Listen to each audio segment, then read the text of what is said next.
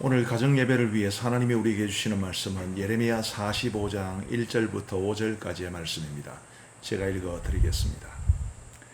유다의 요시야 왕의 아들 여호야김 넷째 해에 네리야의 아들 바룩이 예레미야가 불러주는 대로 이 모든 말을 책에 기록하니라. 그때 선지자 예레미야가 그에게 말하여 이르되, 바룩아, 이스라엘의 하나님 여호와께서 내게 이같이 말씀하셨느니라. 네가 일찍이 말하기를, 화로다, 여호와께서 나의 고통에 슬픔을 더하셨으니 나는 나의 탄식으로 피곤하여 평안을 찾지 못하도다. 너는 그에게 이르라, 여호와께서 이와 같이 말씀하시기를, 보라, 나는 내가 세운 것을 헐기도 하며 내가 심은 것을 뽑기도 하나니 온 땅에 그리하겠거늘 네가 너를 위하여 큰 일을 찾느냐? 그것을 찾지 말라. 보라, 내가 모든 육체에 재난을 내리리라. 그러나 네가 가는 모든 곳에서는 내가 너에게 네 생명을 노량물 주듯 하리라. 여호와의 말씀이니라. 아멘. 오늘은 예레미야 45장 말씀을 가지고 바룩에 대해서 살펴보고자 합니다. 바룩에 대해서 오늘 1절은 이렇게 말을 합니다. 유다의 요시야 왕의 아들 여호야김 넷째 해에 네리야의 아들 바룩이 예레미야가 불러주는 대로 이 모든 말을 책에 기록하니라. 예레미야가 불러주는 대로 바룩이 책에다 기록했다고 그랬죠. 바룩은 예레미야의 친구이자 서기였다고 생각하시면 됩니다. 예레미야의 굉장히 신실한 동역자였습니다. 고대 세계에서는 이제 구술이라고 해서요, 어떤 사람이 이제 말을 불러주면 대필하는 사람이 있었습니다. 바룩이 그런 역할을 했을 것이라고 생각을 하는데, 단지 불러주는 대로 적는 것이 아니라 구술해 주는 사람에게 이럴 때는 이런 표현을 쓰면 어떻겠느냐, 또 저럴 때는 저런 단어를 쓰면 어떻겠느냐라고 조언까지 해가면서, 말하자면 커뮤니케이션을 해가면서 함께 문서를 완성하는 사람이 곧 대필하는 사람이었습니다.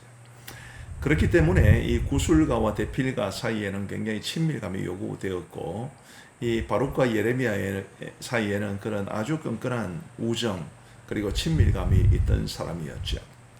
예레미야는 별명이 눈물의 선지자라고 붙어져 있는데, 그만큼 예레미야는 많은 고난을 당했습니다. 예레미야가 고난을 당했기 때문에 당연히 바룩도 고난을 당해야 했을 겁니다. 바룩은 예레미야의 친구이자 또 사역을 돕는 동력자로서 예레미야를 최선을 다해 도왔지만, 그러나 그가 당했던 고난으로 인해서 굉장히 많은 어려움을 겪었던 것이 분명합니다. 3절 말씀에 이런 말씀이 기록되어 있습니다. 네가 일찍이 말하기를, 화로다, 여호와께서 나의 고통에 슬픔을 더하셨으니. 고통에 슬픔을 더한다. 참 읽는 것만으로도 굉장히 가슴 아픈 표현인데요. 이어지는 말씀을 보시면, 나는 나의 탄식으로 피곤하여 평안을 찾지 못하도다. 그만큼 바룩이 많은 고통을 당했던 것을 우리는 짐작할 수 있습니다. 5절 말씀에 이런 말씀이 기록되어 있습니다. 네가 너를 위하여 큰 일을 찾느냐? 그것을 찾지 말라. 네가 너를 위하여 큰 일을 찾느냐라는 것은 이렇게 해석될 수 있습니다. 바룩이 너무 힘이 드니까 내가 예레미야를 돕는 이 일 말고 다른 일을 혹 할 수 있지 않을까? 하나님을 위해서나 나 자신을 위해서나 더 큰 일을 할 수 있지 않을까? 그런 생각을 했다는 것인데, 하나님께서는 바룩에게 이렇게 말씀하십니다. 그것을 찾지 말라. 보라, 내가 모든 육체에 재난을 내리리라. 그러나 네가 가는 모든 곳에서는 내가 너에게 네 생명을 노량물 주듯 하리라. 여호와의 말씀이니라. 우리 하나님은 바룩에게 큰 일을 찾지 말라고 말씀하십니다. 왜요? 예레미야를 돕는 그 일만 해도 충분히 크고 중요한 일이었기 때문입니다. 하나님께서 세우신 말씀의 사역자를 돕고, 그 사역자가 고난 중에서도 하나님의 말씀을 선포하는 이 일을 성실하게 감당할 수 있도록 최선을 다해 돕는, 그것이 가장 큰 일이라고. 그러니 그 일을 감당하면서 어려움을 겪고 고난을 당해도 그래도 그 직무를 잘 수행하라고 하나님께서 바룩에게 말씀해 주십니다. 그러는 동시에 큰 어려움이 닥쳐도 내가 너를 도와주겠다. 내가 너를 반드시 구해내겠다. 이 예루살렘 성이 언젠가는 멸망을 당할 텐데, 예루살렘 성이 멸망을 당하는 그 순간에 내가 너를 구해내겠다. 이런 말씀을 하나님께서 바룩에게 주십니다. 이 바룩을 통해서 우리가 뭘 배울 수 있을까요?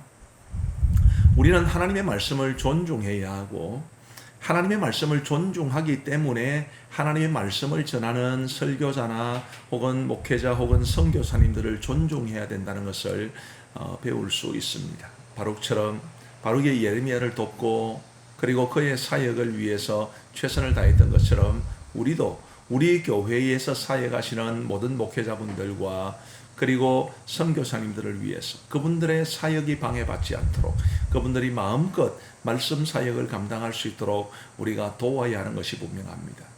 그분들이 예쁘고 그분들 자체가 매력적이고 그래서가 아닙니다.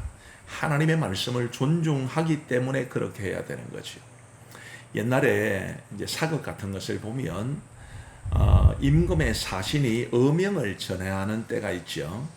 그러면 예를 들면 임금의 이 사신을 전하는 이 사자가 임금의 어명을 받는 사람에 비해서 그 직분이 낮을 수도 있습니다. 그런데도 이 임금의 어명을 받는 사람이 예를 들면 영의정이나 우의정이나 좌의정이나 이런 정승 같은 사람도 그 어명을 받던 사람에게 큰 절을 하고 하나님의 그 왕이 전하는 어명을 받는 것을 볼 수 있죠. 사자가 중요하기 때문이 아니라 왕이 전하는 명령 그 자체가 중요하기 때문입니다. 우리도 우리 가족도 정말 하나님의 말씀을 존중히 여기는 마음으로 하나님의 말씀을 전하고 선포하고 가르치는 일을 감당하시는 모든 교역자들과 그리고 선교사님들을 최선을 다해 도울 수 있게 되기를 바랍니다. 그게 하나님께서 정말 기뻐하시는 일임을 바룩을 통해 주신 말씀을 통해서 우리가 알 수 있고 또 큰 복이 약속되어 있는 길이라는 것도 배우게 됩니다. 우리 가정은 주의 종들을 존중히 여기고 그분들이 하나님의 말씀을 잘 전하고 가르치는 데 지장받지 않도록 최선을 다해서 그분들을 위해서 기도하고 섬기고 도울 수 있게 되기를 바라는 마음 간절합니다. 기도하시겠습니다. 하나님 아버지 감사합니다. 오늘도 우리 가정이 하나님 앞에 가정 예배를 드릴 수 있도록 인도하여 주셔서 감사합니다. 오늘 예레미야의 신실한 친구이자 동력자였던 바룩의 경우를 통해서 하나님께서 우리에게 주시는 말씀을 나누어 보았습니다. 우리도 바룩이 예레미야를 돕고 예레미야의 말씀 사역을 위해 헌신했던 것처럼 저희들도 우리 교회에 하나님이 세우신 귀한 종들과 그리고 선교사님들을 위해서 그분들이 말씀 사역 잘 감당할 수 있도록 최선을 다해 돕고 위해서 기도하고 섬길 수 있도록 인도하여 주옵소서.